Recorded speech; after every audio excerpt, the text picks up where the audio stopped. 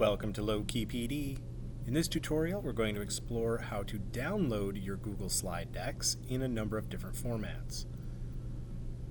So if I have a slide deck and I want to save it to my hard drive or something, I can click on File, find Download, and then I have a bunch of different options. I can download it as Microsoft PowerPoint, ODP, PDF, plain text, and then I can also download the current slide as an image, as either JPEG, PNG, or SVG.